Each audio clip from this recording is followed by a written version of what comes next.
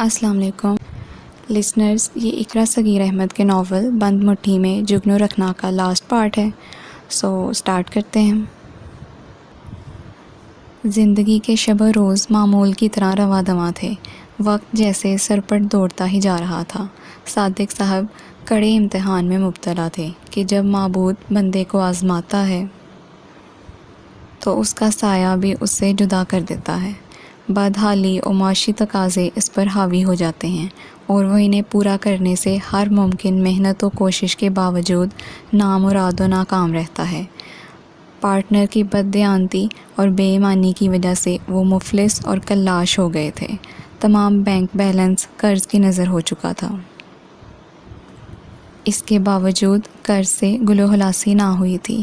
قرض داروں کی دھمکیوں، عزت نیلام ہونے کے خوف سے انہوں نے اپنی دونوں فیکٹریاں بیچ دیں اور تہی دست ہو کر گھر بیٹھ گئے. اس سے قبل وہ دوستوں کے پاس بھی گئے کہ وہ کچھ وقت کے لیے ادھار رقم دے دیں تو ان کم ظرف قرض داروں سے جان چھڑا کر دوبارہ بزنس سٹارٹ کریں. جنہوں نے آتے جاتے راستہ روکنا شروع کر دیا تھا اور آخر میں دھمکیوں پر اتر آئے تھے. مگر ٹھوکر کھانے کے بعد انہیں محسوس ہوا اچھے دوست، بہترین ساتھی صرف اچھے وقت کے ساتھی ہوتے ہیں. سو طرح کے بہانوں سے انہیں ناکام لوٹا دیا گیا تھا. بڑے بھائی ملک سے باہر تھے. چھوٹے بھائیوں نے کچھ چکنی چپڑی باتوں کے بعد معذرت کر لی تھی. آج کل کے اس بے مہر وقت میں خون میں رشتوں کی سرخی تو باقی ہے، مگر محبت، اپنائیت و درد کی رمق دم توڑ چکی ہے. بس سب رشتے یاد رکھتے ہیں. اخوت و حقوق مروت کی چاشنی خون سے خارج ہو چکی ہے. کاش یہ نفسا نفسی کا عالم دیکھنے سے پہلے میں مر جاتا. انہوں نے بیڈ پر ٹیک لگاتے ہوئے سوچا. صادق، کھانا کھا لیجئے. ربیہ اندر ٹرے میں کھانے کے برتن سمیت داخل ہوئیں. اب تو زہر کھانے کو دل چاہ رہا ہے ربیہ، وہ جیسے ٹوٹے بکھرے لہجے میں گویا ہوئے. ایسی باتیں نہ کریں، اللہ کا احسان ہے. قرض سے تو جان چھوٹ گئی، آگے بھی اللہ راہیں آسان کرے گا. اس کی ذات سے نا امیدی کفر ہے. وہ ٹرے ان کے قریب رکھ کر تحمل سے بولیں. اب راہیں آسان نہیں ہوں گی ربیہ. مشکلات کے در ایک ایک کر کے تمام کھل چکے ہیں. برسوں کی انتھک محنت کے بعد میں نے بزنس جمایا تھا جو دنوں میں تباہ ہو گیا. اب میری بوڑھی ہڈیوں میں اتنی طاقت نہیں رہی اتنی محنت کی، اور سرمایہ بھی کہاں سے لاؤں گا. میں نے منع کیا تھا آپ کو صادق کہ اچھے چلتے بزنس میں کسی کو شریک نہ کریں، مگر میں نے سوچا تھا زیادہ وسیع بزنس ہوگا تو میں ہر طرح کی سہولتیں اپنی بیٹیوں کو دوں گا تاکہ کل ان میں یہ احساس کمتری پیدا نہ ہو کہ ان کے بھائی نہیں تھے تو باپ کے وہ جذبات نہیں تھے جو بیٹیوں کے لیے ہوتے ہیں. اس لیے میں نے اپنی بیٹیوں کی ہر خواہش پوری کی. وہ ہر طرح سے آسودہ و خوشحال رہیں، مگر میری سب سے زیادہ لاڈلی بیٹی جو حد درجہ حساس و منفرد شخصیت کے مالک ہے، آج وہ میری وجہ سے دوسروں کی نوکریاں کر رہی ہے. اس کی عمر کی لڑکیاں ہر فکر و پریشانی کی قید سے آزاد زندگی سے لطف اندوز ہو رہی ہیں. میری بیٹی میری پریشانی شیئر کر رہی ہے. زندگی میں پہلی بار مجھے بیٹے کی کمی محسوس ہو رہی ہے. کاش اگر ہوتا تو میری بیٹی یوں محنت نہ کرتی اور نہ ہی احسان مجھ سے فراڈ کرنے کی سوچ سکتا تھا.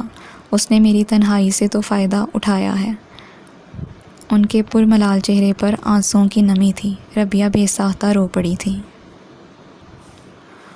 عمر، میں آج بہت ضروری بات کرنے آئی ہوں تم سے. بڑی امی بہت سنجیدگی سے اس سے مخاطب ہوئیں. اس نے چونکتے ہوئے اخبار نیچے رکھا. جی کہیے، میں سن رہا ہوں. اس کی چھٹی حس بیدار ہونے لگی تھی. میں تمہاری شادی کرنا چاہتی ہوں، جلد از جلد، اور لڑکی بھی پسند کر چکی ہوں. میں ابھی شادی نہیں کرنا چاہتا، وہ ٹھوس لہجے میں قطعیت سے بولا. کیوں؟ کوئی وجہ بھی تو ہوگی انکار کی. ان کی آنکھیں تیزی سے گردش کرنے لگیں. وجہ کچھ بھی نہیں ہے. وہ ان کی طرف دیکھتا ہوا دھیمے سے مسکرایا. اچھا، منگنی کر دیتے ہیں ابھی، شادی جب تم کہو گے. انہوں نے دانشمندی دکھائی. نہیں ممی، میں منگنی کا قائل نہیں ہوں. بلا وجہ کسی کو انتظار کی سولی پر لٹکانا. جب بھی کروں گا شادی کروں گا. وہ بھی ایک کائیاں تھا، پروں پر پانی کیسے پڑنے دیتا. ٹھیک ہے، پھر میں فاہرہ کو کہہ دوں گی وہ ہماری امانت کسی اور کے نام نہ کرے۔ فاہرہ خالہ کا ذکر درمیان میں کیوں آیا؟ اس کا انداز استجابیہ تھا۔ ہیرا کو میں نے تمہاری دلہن بنانے کا فیصلہ کیا ہے، انہوں نے ڈرامائی انداز میں کہا۔ ہیرا کو؟ لیکن ممی، میں انکار ہرگز نہیں سنوں گی عمر، کچھ کہنے سے پہلے سوچ لینا۔ وہ اس کی بات قطع کر کے بولی۔ کیوں ممی؟ لائف پارٹنر منتخب کرنے کا اختیار مجھے ملنا چاہیے، ہیرا میرا انتخاب کبھی نہیں رہی۔ کیوں؟ ہیرا میں کیا خرابی ہے؟ وہ بیٹیوں کی لگائی بجھائی سے خوب بھری ہوئی تھیں، اور دوسرا انہیں خدشہ تھا، بلکہ یقین ہو چلا تھا کہ بیٹے کا رجحان حسنہ کی جانب ہے۔ جب سے اس نے جاب کی تھی وہ پاگل بنا ہوا تھا کہ اسے اس کا جاب کرنا پسند نہیں۔ وہ یہی چاہتا تھا وہ جاب چھوڑ دے۔ ان کے حالات کیا تھے، اس سے انہوں نے اسے بڑی دقتوں سے بے خبر رکھا تھا، اور کچھ وہ تینوں ہی اس قدر خوددار اور حساس تھے کہ ان کے رویے کو دیکھتے ہوئے گھر کے کسی بھی فرد کے آگے اپنے حالات کا تذکرہ نہیں کیا تھا، جو خصوصاً ان کے لیے بڑی تقویت کا باعث تھا۔ بات اچھائی برائی کی نہیں ہے، اس کا لہجہ ناگواریت کے احساس سے پر تھا۔ اس گھر کے مردوں کے یہی دستور ہیں۔ پہلے صادق نے فاہرہ کو ٹھکرا دیا تھا، اور تم ہیرا کو نہیں ٹھکرا سکتے۔ بار بار میں اور میری بہن ایسے صدمے برداشت نہیں کر سکتی۔ اس گھر میں دلہن بن کر صرف اور صرف ہیرا کو ہی آنا ہے، بس۔ انہوں نے ثنا کا یاد کرایا ہوا فقرہ دہرایا۔ Okay, all right. وہ کرسی کھسکا کر وہاں سے چلا گیا۔ نیکسٹ۔ مس حسنہ، سر بلا رہے ہیں آپ کو۔ وہ بچوں کو کہانی سنا رہی تھی۔ ماسی نے اندر آ کر کہا۔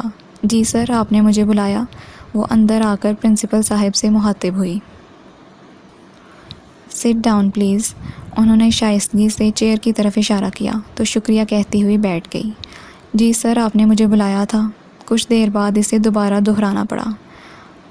ہاں، بہت محنت کرتی ہیں آپ بچوں پر۔ پرنسپل صاحب کے تاثرات عجیب لگے اسے۔ جی سر، میرے خیال میں فرض کی بجاوری مکمل دیانتداری سے انجام دینی چاہیے۔ جو انسان اپنے فرض سے مخلص نہیں، وہ کسی سے بھی مخلص نہیں ہوتا۔ ہماری زندگی فرض کی بنیاد پر ہی تو تعمیر ہے۔ فلسفہ زندگی ہر شخص کی ذہنی استطاعت کے مطابق چینج ہوتا رہتا ہے، جہاں حیات ازسر نو مربوط ہوتی ہیں۔ اور کیا ایکٹیویٹیز ہیں آپ کی؟ ان کی نگاہیں بہت احتیاط سے اس کے چہرے کا طواف کر رہی تھیں۔ فیروزی سادہ کاٹن کی شرٹ، وائٹ شیشوں کی کڑھائی سے مزین شلوار دوپٹے میں وہ نکھری نکھری لگ رہی تھی۔ سادہ پرکشش چہرے پر سیاہ جگنوں کی طرح آنکھیں سحر تراز تھیں۔ کچھ نہیں سر، یہاں سے آف ہونے کے بعد 4 بجے کوچنگ سینٹر جاتی ہوں۔ اوہ، کوئی پرابلمز ہیں آپ کے ساتھ؟ وہ آج کل مکمل ہمدردی کرنے پر تیار تھے۔ آج کل کے دور میں پریشان تو ہر کوئی ہے، کوئی کم کوئی زیادہ۔ اس نے انکساری سے کام لیا۔ آپ کی پریشانی تو ہم دور کر سکتے ہیں۔ بولیے، کتنی رقم درکار ہے آپ کو؟ آپ کے حسن پر تو خزانے خالی کیے جا سکتے ہیں۔ یکلحت ان کی آنکھوں میں حباست چمک اٹھی تھی۔ پروقار چہرہ ہوس پرست شیطان کے روپ میں اتنی جلدی بدلا کہ وہ جو ان کے روب و پروقار شریف النفس کردار کی دلدادہ تھی، لمحے بھر کو اس کا تیز و ترار ذہن مفلوج ہو کر رہ گیا تھا۔ وہ سن ہو کر رہ گئی۔ آپ تو اس میں نامسمی ہیں حسنہ، آئیے سی سائڈ چلتے ہیں۔ اس کی مفلوج خاموش زبان کو وہ اس کی رضامندی سمجھے تھے۔ مدہوش کن خیالات کی رو میں بہتے ہوئے انہوں نے حسنہ کا ٹیبل پر رکھا ہاتھ اپنے ہاتھ میں لے کر پرجوش انداز میں دبایا۔ ایک کراہیت آمیز احساس نے اس کی حسیات کو زندگی بخشی۔ اسے ایسا ہی محسوس ہوا جیسے غلاظت میں اس کا ہاتھ لتھڑ گیا ہو۔ غصے و جنون سے اس کی بری حالت ہو گئی تھی۔ پتھرائی آنکھوں سے شعلے نکلنے لگے۔ دوسرے لمحے ہی اس کا نرم و نازک مہروتی ہاتھ اٹھا تھا اور ان کا دایاں رخسار سرخ کر گیا تھا۔ تھپڑ اتنا زوردار تھا کہ وہ لڑکھڑا سے گئے۔ بڈھے شیطان، میں تھوکتی ہوں تم پر بھی اور تمہاری دولت پر بھی۔ چیخو مت، باہر آواز جائے گی۔ پرنسپل صاحب کو اس رویے کی ہرگز توقع نہ تھی۔ اسے غصے سے چیختے دیکھ کر وہ بوکھلا کر بولے تھے، کیوں نہیں چیخوں؟ آپ کو اپنی عزت اتنی پیاری ہے اور دوسروں کی عزت آپ بازار میں بکنے والا کھلونا سمجھتے ہیں کہ قیمت لگائی اور خرید لیا۔ وہ بری طرح بپری ہوئی تھی۔ دیکھو لڑکی، شور مت مچاؤ، تمہیں نوکری سے نکال دوں گا میں۔ لعنت بھیجتی ہوں میں یہاں نوکری پر، جہاں عصمتوں کی قیمت لگائی جاتی ہے، جو ان جوان بچوں کے باپ ہونے کے باوجود بیٹی کے برابر لڑکی کے ساتھ۔ لمحے بھر میں تمام سٹاف وہاں جمع ہو گیا تھا۔ حسنہ اتنے غصے میں چیخ چیخ کر بول رہی تھی کہ سب نے ہی سنا تھا۔ پرنسپل صاحب زبردست بوکھلاہٹ کا شکار تھے۔ وہ پھر وہاں رکی نہیں، سیدھی نکلتی چلی آئی۔ غم و غصے سے برا حال تھا، اعتبار چکنا چور ہوا تھا۔ وہ جو ہمیشہ سے شخصیت کی پرستار رہی تھی، سنجیدہ و بردبار پروقار لوگ اسے بے حد پسند تھے، آج اس سحر سے بھی آزاد ہو گئی تھی۔ چہرے دھوکہ دیتے ہیں، آنکھیں دھوکہ دیتی ہیں، انسان بکھر کر رہ جاتے ہیں۔ وہ کبھی روئی نہیں تھی، مگر آج ابھی دل چاہ رہا تھا خوب پھوٹ پھوٹ کر روئے۔ نیکسٹ۔ بڑی بھابھی، رات کے کھانے میں کیا پکائیں؟ ایک تو روز روز پکانے کا بڑا مسئلہ ہے، کسی کو سبزی پسند نہیں تو کسی کو گوشت نہیں بھاتا، کوئی دال میں ہی مست رہنا پسند کرتا ہے۔ سب کی پسند یکساں ہو جائے تو پکانے کا سب سے بڑا مسئلہ حل ہو جائے۔ منجلی امی ان کے پاس آ کر بیٹھتی ہوئی بولیں، جو ملازمہ کے ساتھ بیٹھی کچن کے سامان کی لسٹ دیکھ رہی تھیں۔ کہہ تو تم ٹھیک رہی ہو منجلی، باورچی خانے کی رونقیں تو مردوں کے دم سے ہی آباد رہتی ہیں، عورتیں بھلا اتنا کیوں تردد کرنے لگیں؟ جو بھی میسر ہو جائے اللہ کا شکر کر کے کھا لیتی ہیں، یہ نخرے تو صرف مردوں کے ہی چلتے ہیں۔ ایسا کرو، کریلے قیمہ بنا لو، ہرے مسالے کے چاول عمر کو بہت پسند ہیں، وہ بنا لو، ساتھ سلاد اور لوکی کا رائتہ بنا لینا۔ آلو میتھی چھوٹی تیار کر چکی ہیں۔ انہوں نے پکانے کی ہدایات دیں۔ انہوں نے بڑی سعادت مندی سے اسبات میں گردن ہلائی تھی۔ پڈنگ تو سائمہ ابھی بنا کر فریزر میں رکھ چکی ہے۔ سویٹ ڈش عمر اتنے شوق سے نہیں کھاتا، کچھ عادتیں اس دیس کی اس میں رچ بس گئی ہیں۔ یہ کوئی بری بات نہیں ہے، اس دور میں میٹھا کم کھانا ہی صحت کے لیے مفید ہے۔ ہاں میں خوش ہوں، میرے بچے میں ایسی کوئی بری لت وہاں کی نہیں لگی جو ہمیں شرمسار کرتی۔ ارے بھابھی، یہ تو گھریلو تربیت اور خون میں رچی بسی شریفانہ تربیت کا اثر ہے، ورنہ غیر ملک تو یوں ہی بدنام ہیں۔ ہمارے اپنے ملک میں کیا کچھ نہیں ہو رہا جو ہم دوسروں پر الزام لگائیں۔ چھوٹی امی بالوں میں کنگھا کرتی ہوئی وہاں آ کر بولیں۔ ملازمہ لسٹ لے کر جا چکی تھی۔ ربیہ کو بھیجتی جانا منجلی، اچار کا مسالہ اس سے تیار کرواؤں گی، انہوں نے جاتے ہوئے منجلی امی سے کہا۔ وہ مہارانی تو کل سے بیٹی کی پٹی سے لگی بیٹھی ہیں، صرف اس کے لیے دلیا بنایا ہے، وہ جل کر بولی۔ ابھی تک بخار نہیں اترا حسنہ کا، ان کا لہجہ سپاٹ تھا۔ پتہ نہیں صبح تک تو تھا، اب کا معلوم نہیں، وہ منہ بناتی ہوئی وہاں سے چلی گئیں۔ نیکسٹ۔ عمر کہاں رہتے ہیں آپ؟ نظر ہی نہیں آتے۔ وہ عامر کے ساتھ بیٹھا تھا کہ ریشم وہاں آ کر بولی، میرے خیال میں تم اپنی آئی سائٹ چیک کراؤ، مجھے تو عمر زیادہ تر گھر میں ہی نظر آتے ہیں۔ شٹ اپ، میں نے تم سے بات نہیں کی، وہ ایک ادا سے بال جھٹکتی ہوئی بولی۔ کوئی کام تھا مجھ سے؟ ان کے درمیان جھگڑے سے قبل وہ بول اٹھا، میرے خیال میں گھر کی لڑکیوں کو صرف تم سے ہی کام ہوتے ہیں سوائے حسنہ کے۔ عامر شرارت سے بولا، یہ تم کس طرح کہہ سکتے ہو؟ عمر مسکراتے ہوئے بولا، بھائی میاں، ہم بھی 2 آنکھیں 2 عدد کان رکھتے ہیں اور سینگ ہمیشہ کی طرح غائب ہیں۔ ریشم جل کر گویا ہوئی، جی آپ کی دم غائب، ہمارے سینگ غائب، حساب برابر۔ عامر کہا لگاتے ہوئے بولا، کیا ہو گیا یار، کیوں آزاری کر رہے ہو؟ منیب اندر سے نکلتا ہوا مسکراہٹ دبا کر بولا، تمہاری طرح احمق نہیں ہوا ابھی۔ وہ سچ مچ تپ گیا تھا۔ منیب کے ساتھ عمر بھی ہنس پڑے تھے۔ کل کیا ہوا تھا جو تم دونوں خوفزدہ سے اندر دوڑتے ہوئے داخل ہوئے تھے؟ ریشم کو یکدم ہی یاد آیا، مت پوچھو، کل عشق کی مار پڑی تھی۔ منیب عامر کو دیکھتے ہوئے ہنسا، اے خبردار جو آگے کچھ بکواس کی۔ عامر سٹ پٹا کر بولا تھا، تم خاموش رہو عامر۔ ہاں بھئی بتاؤ، کیسی عشق کی مار؟ عمر عامر کو گھورتے ہوئے بولا، کچھ نہیں یار، ایسے اسے تو یوں ہی فضول بکواس کرنے کی عادت ہے۔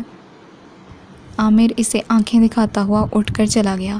عمر نے بھی زیادہ زور دینا مناسب نہ سمجھا کہ ریما بیٹھی ہوئی تھی۔ وہ فطرتاً آزاد خیال و بے باک تھا، مگر ایک حد تک محدود رہتا تھا۔ اس وقت بھی عامر سے اس نے زبردستی نہ کی تھی۔ نیکسٹ۔ حسنہ کیا سوچ رہی ہو بیٹا؟ ربیہ نے بستر پر لیٹی چھت کو گھورتی ہوئی حسنہ سے پوچھا۔ کچھ نہیں مما۔ کوئی بات کرو، 3 دن بعد آج بخار کا زور ٹوٹا ہے، ورنہ میری تو جان نکلی ہوئی تھی۔ کیا بات کرو مما؟ اس نے ان کے بجھے ہوئے چہرے کی جانب دیکھتے ہوئے آہستگی سے کہا۔ مما 1 کپ چائے مل جائے گی؟ اس نے ان کی دلجوئی کے لیے مسکراتے ہوئے کہا۔ کیوں نہیں میری جان، ابھی لاتی ہوں۔ حسب توقع وہ اس کی فرمائش پر کھل اٹھی تھی۔ ان کے جانے کے بعد اس نے تکیے سے ٹیک لگا کر آنکھیں موند لیں۔ اس دن کے واقعے سے اس کے اندر اس قدر تباہی مچی تھی کہ اعصابی ٹینشن کے باعث وہ بستر پر پڑ گئی تھی۔ دل و دماغ ابھی تک بوجھل تھے۔ مما کو گئے چند لمحے گزرے تھے کہ بھاری قدموں کی آواز اس کی سماعت سے ٹکرائی۔ ایک ناگواریت اس کے چہرے پر چھا گئی۔ اس نے جھٹ چادر اوڑھ لی اور ہاتھ چہرے پر رکھ کر کروٹ کے بل لیٹ گئی۔ دروازے پر دستک دے کر وہ اندر داخل ہوا تھا۔ خوشگوار مہک پورے کمرے میں پھیل گئی تھی۔ اس نے چند لمحے دروازے میں کھڑے ہو کر اس کے بیڈ کی طرف دیکھا، جہاں وہ بے خبر سوتی ہوئی ظاہر کر رہی تھی۔ چادر جسم پر تھی، چہرے پر ہاتھ تھا۔ پھر وہ چلتا ہوا اندر آ گیا، ایک کرسی اس کے بیڈ کے قریب رکھ کر اطمینان سے بیٹھ گیا۔ حسنہ، حسنہ، مجھے معلوم ہے تم جاگ رہی ہو، اداکاری ختم کرو، وہ مسکراتے ہوئے بولا تھا، مگر حسنہ کے انداز میں کوئی تبدیلی واقع نہیں ہوئی۔ اس نے جھک کر اس کا ہاتھ پکڑ لیا۔ آپ جیسے سارے مرد کمینے ہوتے ہیں، لڑکیوں کی مجبوری سے فائدہ اٹھانے والے۔ وہ جھٹکے سے اٹھ کر بیٹھی تھی اور از حد نفرت انگیز لہجے میں بولی۔ کیا کمینگی دیکھ لی تم نے مجھ میں؟ کیوں ہر وقت میرے خلاف انگارے چباتی رہتی ہو؟ وہ 3 دن سے اس کی خاطر خوار ہو رہا تھا۔ آج اس کا بخار ختم دیکھ کر خوش ہوا تھا۔ ربیہ سے معلوم ہوا کہ وہ جاگ رہی ہے تو وہ سیدھا یہیں چلا آیا تھا اور شرارت کے طور پر اس کا ہاتھ پکڑا تھا۔ نفرت ہے مجھے آپ سے، بہت گھٹیا اور ذلیل انسان ہیں آپ۔ وہ جیسے حواس باختہ ہو گئی تھی۔ اپنے حواسوں میں رہا کرو مجھ سے بات کرتے وقت، سمجھتی کیا ہو خود کو؟ پہلی بار وہ شدید طیش میں آیا تھا، ہر بار وہ اس کی تذلیل فراخ دلی سے کیا کرتی تھی۔ خوب سمجھتی ہوں آپ کی نیت میں۔ پہلے سائمہ آپ کی ہوس کا شکار بنی، اب اس سے دل بھر گیا تو مجھے بہکانا چاہتے ہیں، مگر میں سائمہ نہیں ہوں آپ کی۔ حسنہ، اس کا ہاتھ بے ساختہ اٹھا تھا اور اس کے دائیں رخسار پر 4 انگلیاں ابھر آئی تھیں۔ تم نے مجھے اسمگلر کہا، شرابی، عیاش بنایا۔ میں تمہارے بچگانے احساسات سمجھ کر سب درگزر کرتا رہا کہ تم لاؤبالی اور بے پرواہ لڑکی ہو، جو دوست کے کہنے پر چلنا پسند کرتی ہو، جو اپنی عقل استعمال نہیں کرتی۔ کبھی تنہائی میں بیٹھ کر سوچو گی اپنی ان حرکتوں کو تو خود اپنا احمقانہ پن محسوس کرو گی۔ اعلیٰ تعلیم یافتہ، باشعور اور ذی فہم لڑکی کو ایسی باتیں زیب دیتی ہیں؟ تم نے مجھے ہی نہیں، گھر آئے میرے دوست شریف کو بھی نہیں بخشا، اسے بھی ڈاکو، اسمگلر، بدمعاش، جن جیسے خطابات سے نوازا۔ یہ سب باتیں تمہیں اب نارمل ظاہر کرتی ہیں۔ تمہاری نگاہوں میں گھر آئے مہمان کا بھی احترام نہیں ہے۔ اور اب کس بنا پر تم نے سائمہ کے ساتھ مجھے انوالو کیا ہے؟ وہ جیسے بھرے بادل کی طرح برسنے لگا تھا۔ غصے سے سرخ چہرے پر تھپڑ مارنے کا ملال بھی نہ تھا۔ آپ ہیں کیا؟ میں جانتی ہوں۔ تھپڑ مار کر میری زبان بند نہیں کر سکتے آپ۔ اور رخسار پر ہاتھ رکھ کر بولی۔ بتاؤ میں کیا ہوں؟ سائمہ کا نام کیوں بار بار لیتی ہو؟ غصے سے وہ بفر اٹھا تھا۔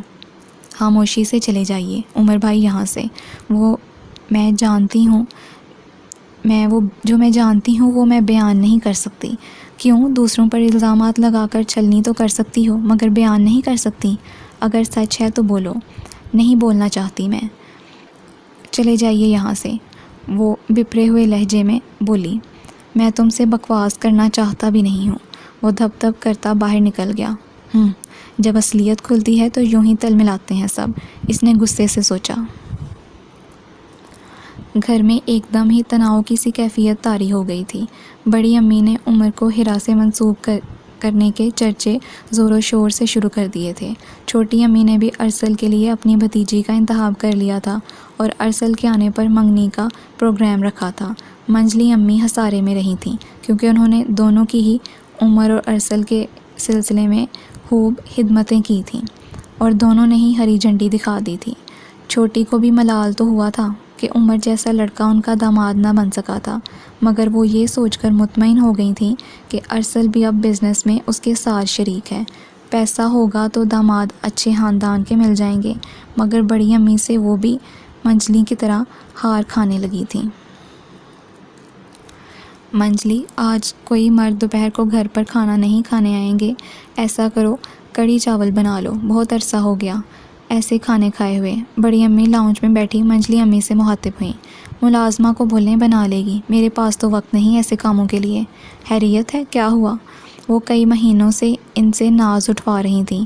آج ٹکا سا جواب سن کر انہیں یقین نہ آیا کہ یہ وہی دیورانی ہے جو بیٹیوں کے ساتھ ان کی جی حضوری میں لگی رہتی تھی۔ جی بڑی امی، آپ ملازمہ سے کہہ دیں ممی کے پاس ٹائم نہیں ہے، ریشم منہ بنا کر بولی۔ وہ حیران سی چھوٹی دیورانی کی طرف آ گئیں اور اندر سے آتی آوازیں سن کر وہی رک گئیں۔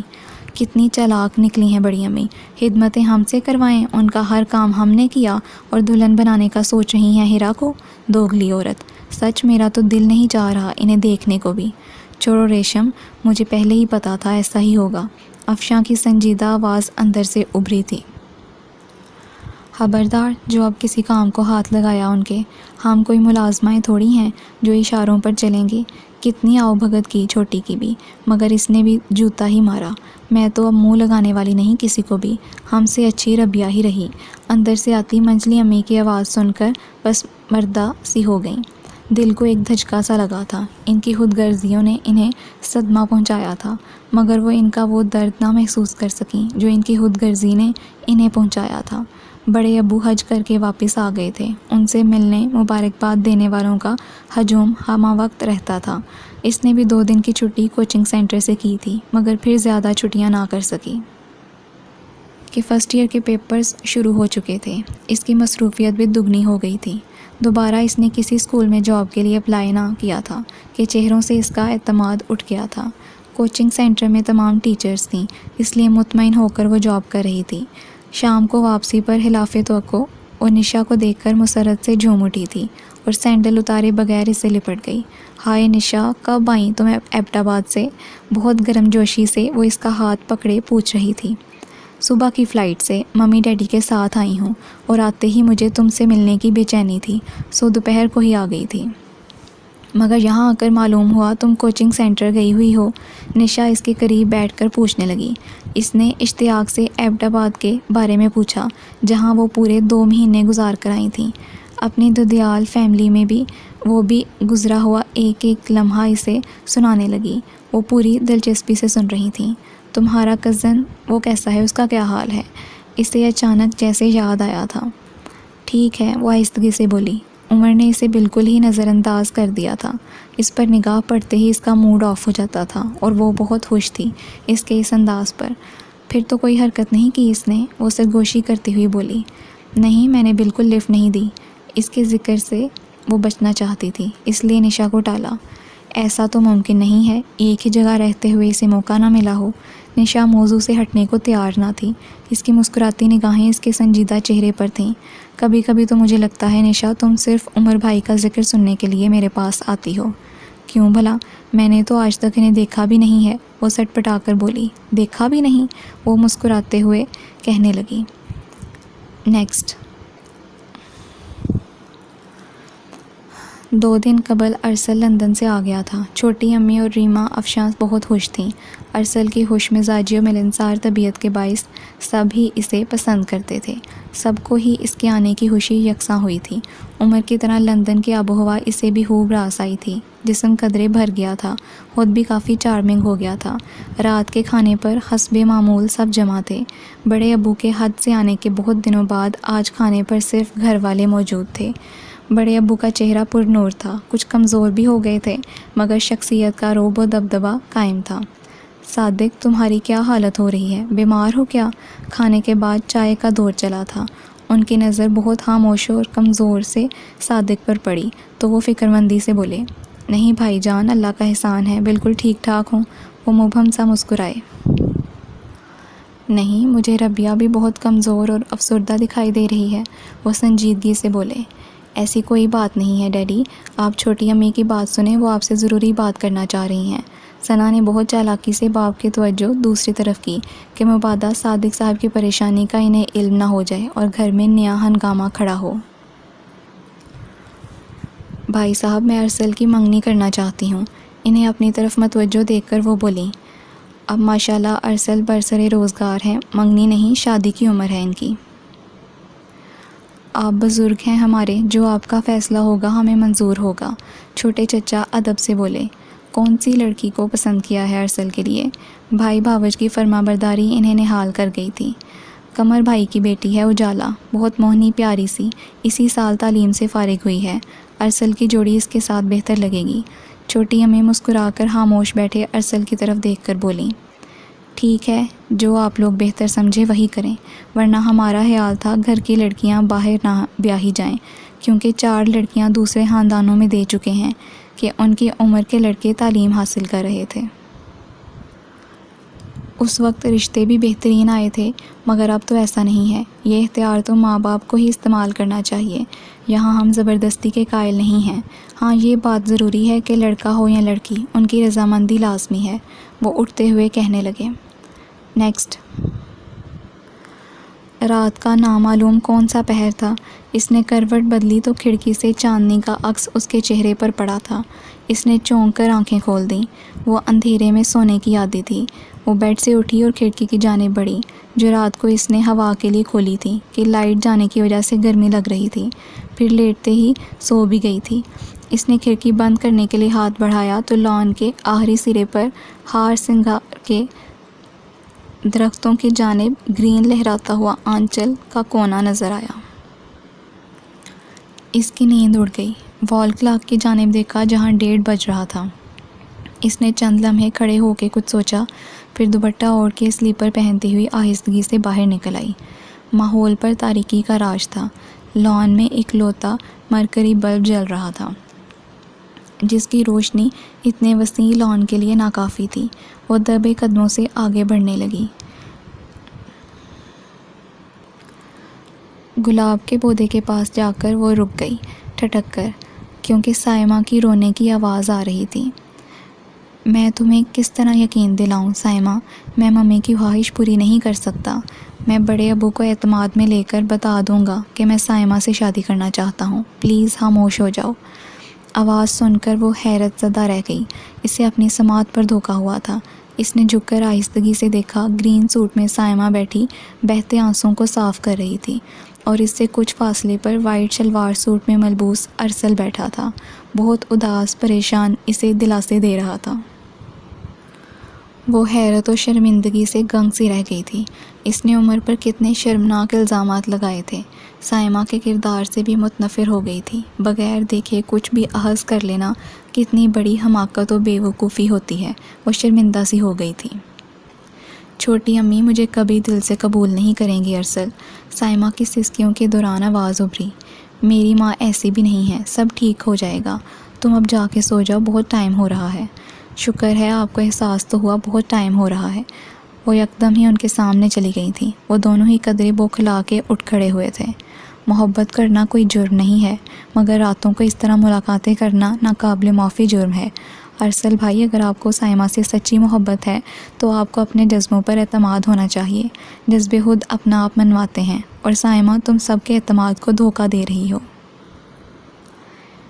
امیج ساری زندگی کی مشقت کے بعد بنتا ہے، مگر اسے ٹوٹنے میں لمحہ لگتا ہے، اور یہ اگر ایک بار ٹوٹ جائے تو کبھی پھر نہیں بن پاتا۔ رات کی تاریکیوں میں پروان چڑھنے والی محبتیں دن کے اجالوں میں کبھی قابل عزت و احترام نہیں ہوتی۔ ایسی بات نہیں ہے حسنہ، ہماری محبت بہت پاکیزہ ہے۔ سائمہ اس کے قریب آ کر بولی، میں الزام نہیں لگا رہی ہوں، سمجھا رہی ہوں۔ شریف اور باکردار لڑکیوں کو زیب نہیں دیتا کہ ایسی حرکتیں کریں۔ خود سوچو، میرے علاوہ گھر کے کسی دوسرے فرد کی نظر میں تم دونوں آ جاتے تو کیا ہوتا؟ بڑے ابو تو گرمیوں میں اکثر تہجد کی نماز لان میں پڑھتے ہیں۔ اس کا مقصد انہیں شرمندہ کرنا نہیں تھا، بلکہ اس ناقابل قبول فعل سے متنفر کرنا تھا۔ ان دونوں کے چہروں پر چھائی خجالت و خاموشی اس بات کی گماز تھی کہ وہ کبھی اس طرح کی ملاقاتیں نہ کریں گے۔ وہ کمرے میں آ کر بھی کچھ دیر مضطرب سے رہی تھی، اس احساس سے کہ وہ عمر پر کیسے الزامات لگا چکی تھی۔ ممی آپ نے بات کی عمر سے ہیرا کے متعلق دوبارہ؟ ثنا چائے پیتے ہوئے پوچھنے لگی۔ کہاں، آج کل پھر اس قدر مصروف ہے اور گھر میں جو افراتفری مچی ہوئی ہے ارسل کے انکار سے، کہاں وقت مل رہا ہے اس سے بات کرنے کا۔ وہ مگ ٹیبل پر رکھ کر بولی۔ چھوٹی امی کیا کہہ رہی ہیں؟ وہ مان جائیں گی سائمہ کو بہو بنانے کا؟ بینا مسکرا کر بولی۔ جب بیٹا ہی راضی نہیں ہے کسی اور سے شادی کرنے پر تو کیا کریں گی؟ وہ اور تمہارے ابو نے بھی سمجھایا ہے کہ جہاں ارسل کی خواہش ہے شادی وہیں ہونا چاہیے، کہ زندگی اسے گزارنی ہے۔ عمر بھی مجھے ہاتھ آتا دکھائی نہیں دے رہا، کچھ کیجئے ورنہ آپ بھی چھوٹی امی کی طرح آہیں بھرتی دکھائی دیں گی، ثنا جتانے والے انداز میں بولی۔ ارے اللہ نہ کرے، کیسی باتیں کر رہی ہو آپی؟ بینا منہ بنا کر بولی۔ خود سوچو کیوں منع کر رہا ہے وہ ہیرا سے شادی کرنے کو، کوئی تو وجہ ہوگی۔ السلام علیکم، آپ دونوں کیوں میرے خلاف پلاننگ بناتی رہتی ہیں؟ عمر اندر آتا ہوا بولا۔ اکلوتے بھائی ہو تم ہمارے، تمہیں تو ہماری خوشیوں کا ذرا بھی خیال نہیں ہے، بینا نے کہا۔ اور ہیرا میں کیا برائی ہے جو تم اسے نظر انداز کر رہے ہو؟ ثنا نے اسے گھور کر کہا۔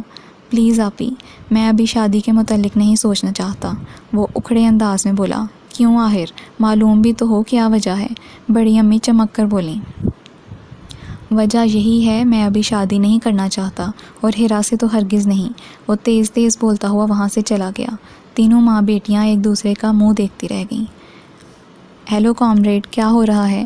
وہ لان میں بینچ پر بیٹھی سوچوں میں گم تھی۔ منیب اور عامر اس کے پاس چلے آئے۔ کچھ نہیں، اس نے مسکراتے ہوئے جواب دیا۔ وہ دونوں نیچے گھاس پر نیم دراز ہو گئے تھے۔ یار تم اتنی سنجیدہ کیوں ہو گئی ہو؟ قسم سے گھر میں نہ تو اب برتن ٹوٹنے کے جل ترنگ بجتے ہیں، نہ ہی تینوں امیوں میں سے کسی کا بلڈ پریشر ہائی ہوتا ہے، اور نہ ہی کزنز میں سے کسی کے چیخنے پکارنے کی آوازیں سنائی دیتی ہیں۔ گھر میں جمود طاری ہو گیا ہے، بے مزہ ہو کر رہ گئی ہے زندگی۔ پلیز یار واپس آ جاؤ اپنی پرانی روٹین پر، تاکہ زندگی کچھ تو متحرک ہو۔ عامر گویا فریاد کرتا ہوا بولا۔ کیوں باتیں بنا رہے ہو؟ گھر میں تو اب بہت سکون ہے، میری بدتمیزیوں کی وجہ سے ہنگامہ رہتا تھا، مجھے اچھا نہیں لگتا، اب بس اوور ٹائم بھی نہیں ہوتا۔ اور ٹائم بھی نہیں ہوتا۔ تم جاب کیوں کر رہی ہو؟ ہمیں پسند نہیں ہے تمہارا جاب کرنا، اور خصوصاً عمر تو اسی کوشش میں ہے کہ کسی طرح تمہاری جاب چھڑا دے۔ تم چھوڑ دو نا پلیز، گھر میں ہوگی تو رونق رہے گی تمہاری وجہ سے، ہم سب بور ہوتے ہیں۔ منیب التجائیہ انداز میں بولا۔ میری سمجھ میں نہیں آتا میری جاب تم لوگوں کا کیا بگاڑ رہی ہے؟ وہ جھنجھلا کر کھڑی ہو گئی۔ تم کسی حقدار کا حق مار رہی ہو سکتا ہے کسی دوسری لڑکی کو اشد ضرورت ہو اس نوکری کی جس پر تم قبضہ جمائے بیٹھی ہو۔ تمہیں کس چیز کی کمی ہے؟ شوقیہ کر رہی ہو؟ اب میں تمہیں کس طرح سمجھاؤں؟ ہمارے پاس صرف بھرم بچا ہے، اور یہ بھی بہت کمال کی بات ہے کہ ہم ڈوبی ہوئی ناؤ میں سمندر عبور کر رہے ہیں۔ اس نے آزردگی سے سوچا۔ مجھے سونا ہے، میں جا رہی ہوں۔ ان دونوں کے روکنے کے باوجود وہ رکی نہیں، اپنے پورشن کی طرف آ گئی اور لاؤنج میں بڑے ابو کو بیٹھا دیکھ کر حیران رہ گئی۔ ایسا پہلی مرتبہ ہوا تھا کہ وہ اپنا کمرہ چھوڑ کر اس طرح وہاں آئے تھے۔ گھر کے تمام بڑے موجود تھے، دونوں چچاؤں کی گردنیں جھکی ہوئی تھیں، بڑی امی چھوٹی منجلی بھی ان کے ساتھ حواس باختہ نظر آ رہی تھیں۔ ارسل اور عمر ایک ساتھ افسردہ سے بیٹھے تھے، جبکہ ربیہ بیگم بھیگی آنکھیں صاف کر رہی تھیں۔ بابا خاموش بیٹھے تھے۔ کیسا اندھیر مچا ہوا ہے، ایک گھر میں ایک چھت تلے رہتے ہوئے بھی ایک دوسرے سے اس قدر بیگانگوں والا تعلق رہے تم لوگ۔ ایک بھائی برباد ہو گیا اور تم لوگوں کو کانوں کان خبر نہ ہوئی۔ وہ طیش کے عالم میں تھے۔ آج عمر کسی کام سے ان کی فیکٹری گیا تو معلوم ہوا وہ فیکٹری بیچ چکے ہیں۔ اسے یقین نہیں آیا، مگر کاغذات دیکھ کر اسے یقین کرنا پڑا۔ وہ ازحد فکر مند ہو گیا تھا کہ ایسا کیوں ہوا۔ وہ تو جیسے بالکل کلاش ہو گئے تھے۔ دوسری فیکٹری اور کارخانے پر بھی دوسروں کی ملکیت دیکھ کر اس کا دماغ دھماکوں کی زد میں آ گیا تھا۔ اس کی نگاہوں میں حسنہ کا چہرہ آ گیا تھا۔ وہ جاب کر رہی تھی، حالانکہ اس کا شوق ٹیچر بننے کا نہیں تھا۔ ایڈورٹائزنگ ایجنسی میں انٹرویو دینے جانا ایک ایک گرہ اس کے تجسس کی کھلتی چلی گئی۔ افسوس اور دکھ سے اس کا برا حال تھا۔ راستے میں کئی جگہ ایکسیڈنٹ ہوتے ہوتے بچا۔ گھر آ کر اس نے خود تمام صورتحال بڑے ابو کو بتائی تھی۔ پہلے تو انہیں بھی یقین نہیں آیا، پھر تصدیق کرنے کے لیے وہ ان کے پاس پہنچ گئے اور انہوں نے روداد انہیں سنا دی۔ ربیہ اور صادق ہم سے اتنا تعلق رکھتے کب ہیں، اور ربیہ نے کبھی ہمیں اپنا سمجھا ہی نہیں جو ہمیں اپنے دکھ بتائیں۔ بڑی امی شاطر لہجے میں صاف خود کو نکالنے لگیں۔ دروازے کے پیچھے کھڑی حسنہ کا شدت سے دل چاہا کہ ان کی اصلیت کھول دے، مگر جانتی تھی بڑے ابو غصے میں ہیں اور نامعلوم ان کا کیا انجام کریں، سو ربیہ کی طرح وہ بھی خاموش رہیں۔ ربیہ پر الزام مت لگاؤ، یوں بولو کہ تم فاہرہ کی وجہ سے آج تک ربیہ کو دل میں جگہ نہ دے سکی ہو، اور نہ ہی صادق کو معاف کیا ہے تم نے، اور تمہاری وجہ سے دونوں بہوؤں نے بھی انہیں وہ مقام نہیں دیا جس پر ان کا حق ہے۔ وہ گرج کر بولے، رہنے دیجئے بھائی صاحب، پرانے قصے بچوں کے سامنے دہرانے اچھے نہیں لگتے۔ میرے اندر آگ لگی ہوئی ہے صادق، میں نے چھوٹے بھائیوں کو بیٹوں کی طرح چاہا ہے، اور ان دونوں نے میرے پیچھے سے ساری محنت اور رواداری پر مٹی ڈال دی۔ سگے ہون میں اتنی بے مروتی، بے حسی، غیروں کو بھی مات دے دی تم لوگوں نے۔ جس طرح اینٹ سے اینٹ جوڑ کر مکان مضبوط ہوتا ہے، اس طرح رشتے کو رشتہ مضبوط کر کے محبت مستحکم ہو جاتی ہے۔ ہم معافی چاہتے ہیں بھائی جان، آپ سے بھی اور صادق سے بھی، شرمندہ ہیں۔ دونوں چھوٹے بھائی شرم سے پسینہ پسینہ ہو گئے۔ بیویوں کے بہکاوے میں آ کر وہ کتنے پست ہو گئے تھے۔ مجھے افسوس اس بات کا ہے چچا جان، آپ نے ہمیں اپنا بیٹا نہیں سمجھا، برسوں کا جمع ہوا بزنس فروخت کر ڈالا، پارٹنر کے فراڈ کا بھی نہیں بتایا، اجنبیت اور غیریت آپ نے بھی ہم سے بہت برتی ہے۔ یہ افسوس مجھے تا حیات رہے گا۔ عمر از حد ملول اور دل گرفتہ تھا۔ آپ اس وقت ہی بتا دیتے تو وہ فراڈی اور روپوش نہیں ہو سکتا تھا۔ ارسل گویا ہوا، بھاگ تو اب بھی وہ نہیں سکتا، یہ دنیا بہت چھوٹی ہے، بہت جلد ہم اسے ڈھونڈ نکالیں گے، ایسے لوگ زیادہ دیر تک چھپے نہیں رہ سکتے۔ عمر نے پرعزم لہجے میں کہا، دل برا مت کرو، تم میرے بیٹے ہو، میں کسی کو پریشان نہیں کرنا چاہتا تھا، اور خود پریشان ہوتے رہے۔ آپ بے فکر ہو جائیے، میں کراچی میں ہوزری ملز لگانا چاہ رہا ہوں، اس کے لیے ہمیں سرپرست کی ضرورت ہے، اور مجھے امید ہے آپ کے تجربے سے ہم فائدہ اٹھائیں گے، آپ سرپرستی کریں گے یہاں کے بزنس کی۔ عمر نے ان کے شانے پر ہاتھ رکھتے ہوئے مطمئن لہجے میں کہا۔ صادق صاحب نم آنکھوں سے مسکرا دیے۔ فضا ایک دم ہی خوشگوار ہو گئی تھی۔ حسنہ اندر چلی گئی تھی۔ بڑی امی کی پیشانی شکن آلود تھی۔ ڈیڈی آپ نے مجھے بلایا ہے؟ عمر نے اندر آتے ہوئے استفسار کیا۔ ہاں آؤ بیٹا، انہوں نے سنجیدگی سے اپنے قریب صوفے کی طرف اشارہ کیا۔ جی ڈیڈی۔ وہ قریب بیٹھ گیا تھا۔ عمر صادق کے ساتھ جو ہوا اس سے ہمیں از حد افسوس ہے، ہم خود سے نگاہ نہیں ملا پا رہے ہیں، اس کا مدعا یہی ہے کہ ہم حسنہ کو اپنی بہو بنا لیں۔ یہ کیا بات ہوئی، ہمارا کیا قصور اس قصے میں؟ بڑی امی چمک کر بولی تھیں۔ تمہیں جرأت کب سے ہو گئی کہ ہمارے فیصلوں میں مداخلت کرو؟ وہ آگ بگولا ہوئے۔ وہ میں ماں ہوں، مجھے بھی حق ملنا چاہیے بہو پسند کی لانے کی۔ حسنہ پسندیدہ بہو بننے کے لائق نہیں ہے؟ انہوں نے آتش فشاں نگاہوں سے دیکھا۔ میں نے بچپن سے ہیرا کو ہی اپنی بہو کے روپ میں دیکھا ہے، انہوں نے ہمت سے کہا۔ یہ فیصلہ ہم عمر پر چھوڑتے ہیں، وہ ہیرا یا حسنہ کس کو منتخب کرتا ہے۔ نشا کی منگنی ہو رہی تھی، وہ تیار ہو کر نشا کے ساتھ ہوٹل پہنچ چکی تھی۔ نشا کی منگنی کا پروگرام اچانک ہی طے پایا تھا۔ اس کی ممی کارڈ دینے آئی تھیں اور ان کی زبانی معلوم ہوا اس کی منگنی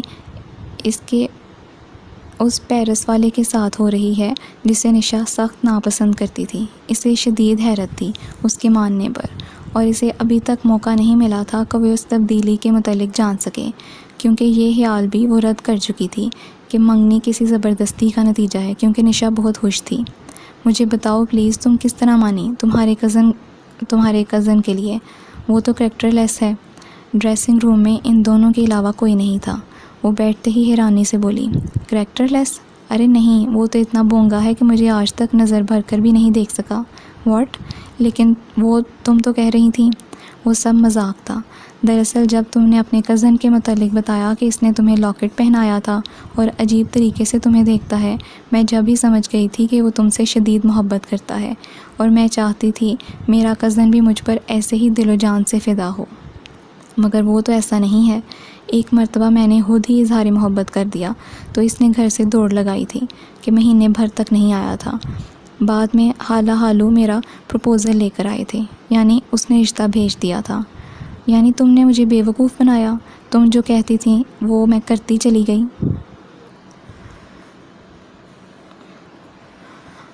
جب بھی میں پریشان ہوتی تھی کہ میرے بجائے تمہیں عمر سے اتنی دلچسپی کیوں ہے، یہ تم نے دوستی کا بدلہ دیا ہے۔ دوست ایسی ہوتی ہیں۔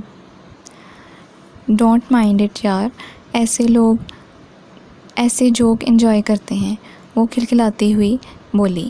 درست کہہ رہے تھے عمر بھائی، احمق ہو تم۔ میں کس قدر بے وقوف تھی، اسے از حد شرمندگی ہو رہی تھی۔ کس قدر بچگانہ اور احمقانہ حرکتیں کر چکی تھی وہ۔ عمر کی ایک ایک بات اس کے ذہن میں گونج رہی تھی اور وہ شرمندگی سے خود کو زمین میں دھنستا ہوا محسوس کر رہی تھی۔ نشا کی صورت اسے زہر لگ رہی تھی۔ مہمان سب آ چکے تھے، نشا کے سسرالی بھی آ گئے تھے اور اب منگنی کی رسم ہو رہی تھی۔ اسے سب کچھ برا لگ رہا تھا، ہر شے سے دل اچاٹ ہو گیا تھا۔ وہ خاموشی سے باہر بالکونی میں آ کر کھڑی ہو گئی۔ نیچے صاف ستھری کشادہ سڑک پر ٹریفک رواں دواں تھی، لال ہری پیلی بتیاں جگمگ کر رہی تھیں۔ اندر ہال میں رسم ہو رہی تھی، مگر اسے اب کسی قسم کی دلچسپی نہیں رہی تھی۔ نشا کے بلاوے کے باوجود وہ اندر نہیں گئی تھی۔ حسنہ آپ یہاں ہو، اندر چلو، سب انتظار کر رہے ہیں تمہارا۔ نشا کی عزیز دوست ہو، اس کی کزن سسرالی رشتہ دار تم سے ملنا چاہتے ہیں۔ سوری آنٹی، میری طبیعت اچانک ہی خراب ہو گئی ہے، میں کسی سے مل نہیں سکتی۔ آپ ڈرائیور کے ہمراہ مجھے گھر بھجوا دیں۔ اس کی طبیعت اندر ہی اندر بکھرنے لگی تھی۔ اچھا میں آپ کو جانے تو نہیں دیتی، مگر آپ کی طبیعت واقعی خراب ہو رہی ہے تو۔ اس کا چہرہ دیکھ کر وہ فکر مندی سے بولیں اور اپنی ساڑی کا پلو سنبھالتی ہوئی وہاں سے چلی گئیں۔ کیا ہوا حسنہ؟ ممی بتا رہی تھیں تمہاری طبیعت خراب ہو گئی ہے۔ نشا لہنگا سنبھالتی ہوئی گھبرائی ہوئی خود ہی وہاں چلی آئی۔ کچھ نہیں، ایسے ہی سر میں درد ہو رہا تھا، وہ اس سے نگاہیں چرا کر بولی تھی۔ اچھا باہر تو چلو، کولڈ ڈرنکس لو، کچھ فریش ہو جاؤ گی۔ وہ اس کا ہاتھ پکڑ کر زبردستی باہر لے آئی اور اپنے منگیتر کی طرف بڑھ گئی، جو اپنے دوست کے ساتھ پشت کیے باتوں میں مصروف تھا۔ شیری، ان سے ملو، یہ ہے میری بیسٹ فرینڈ حسنہ۔ وہ بے تکلفی سے تعارف کروانے لگی۔ آداب، وہ بوکھلا کر بولی، کیونکہ وہ وہی نوجوان تھا جو عمر کا دوست تھا اور غصے میں وہ ایک مرتبہ اس کی درگت بنا چکی تھی اور بعد میں تنہائی میں اس کی حماقتوں پر خوب ہنسی تھی۔ اب وہی نشا کے منگیتر کے روپ میں اس کے سامنے تھا۔ نشا کی بکواس پر اسے یقین آ گیا تھا کہ واقعی وہ بہت احمقانہ حد تک شریف انسان تھا۔ اس کے ساتھ سیاہ ڈنر سوٹ میں ملبوس عمر کو دیکھ کر اسے اپنی حماقتوں کا اور بھی شدتوں سے احساس ہوا تھا۔ عمر بھائی، آئی ایم سوری، نشا نے جو بھی آپ سے بدتمیزی کی وہ سب میری وجہ سے ہوا، میں ہی اسے اکساتی تھی۔ نشا نے نہیں، حسنہ نے جو بھی آپ سے بدتمیزی کی وہ سب میری وجہ سے ہوا، میں ہی اسے اکساتی تھی۔ پلیز اسے اور مجھے معاف کر دیں۔ آپ مجھے شرمندہ نہ کریں بھابھی، ان کی دانشمندی سے تو میں خود واقف ہوں۔ اس نے برابر میں کھڑی حسنہ کی طرف اشارہ کیا۔ اس نے سر مزید جھکا لیا۔ آپ کو اب تو مجھ پر کوئی اعتراض نہ ہوگا، میں نے مونچھیں کلین کروا لی ہیں۔ شریف شوخی سے بولا تو عمر کہکہا لگا کر ہنس پڑا تھا۔ وہ دھیمے سے مسکرا دی تھی۔ اسے بھی چلے ہی جانا تھا، اس لیے اس نے حسنہ کو ڈراپ کرنے کا ذمہ لے لیا تھا۔ وہ فرنٹ سیٹ پر خاموش بیٹھی تھی۔ عمر ہوٹل سے نکلتے ہی پہلے کی طرح انجان بن گیا تھا۔ آپ مجھ سے ناراض ہیں عمر بھائی؟ اس نے ہمت کر کے کہا۔ کیوں؟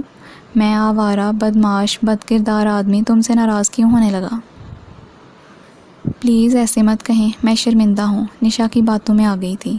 بعض اوقات خود کو عقل مند سمجھنے والے بہت بے وقوف ہوتے ہیں، وہی میرے ساتھ ہوا۔ Please sorry. فیروزی جارجٹ کے سوٹ میں لائٹ میک اپ میں اس کا حسن نکھرا ہوا تھا۔ سائمہ کا کیا قصہ تھا؟ وہ اسی موڈ میں تھا۔ میں غلط فہمی کا شکار ہو گئی تھی، اسے مختصراً بتاتی ہوئی بولی۔ تمہیں مجھ سے اتنی چڑ کیوں تھی؟ آپ بھی آتے کے ساتھ ہی میرے دشمن بن بیٹھے تھے، اب دوست نظر آ رہا ہوں؟ پتہ نہیں، وہ اس کی شرارت سمجھنے لگی تھی۔ پھر بھی کیوں فری ہو رہی ہو؟ میں تو بہت خراب ہوں۔ اب مجھے معلوم ہو چکا ہے کہ شرافت اور ہوس میں کیا فرق ہوتا ہے۔ بعض چہرے اتنے معتبر اور پاکیزہ ہوتے ہیں کہ ان پر فرشتے ہونے کا گمان ہوتا ہے، مگر اندر سے وہ شیطان ہوتے ہیں۔ بعض لوگ بظاہر بے باک ہوتے ہیں، مگر ان کی نگاہوں میں ہوس نہیں، احترام و عزت کی روشنی ہوتی ہے۔ یہ مجھے معلوم ہو چکا ہے۔ وہ سنجیدگی سے بولی۔ اچھا، تمہارا مطلب ہے میں اچھا انسان ہوں؟ بار بار پوچھنے سے کیا مطلب ہے؟ آپ کو لکھ کر دوں؟ نہیں، میں خود محسوس کر لوں گا ابھی۔ اس نے ایک بازو اس کے شانے پر پھیلاتے ہوئے کہا۔ یہ کیا کر رہے ہیں آپ؟ وہ پیچھے ہٹی تھی، اپنی شرافت کا رزلٹ دیکھ رہا تھا، اور پھر وہی ہوا جس کا بڑی امی کو خطرہ تھا۔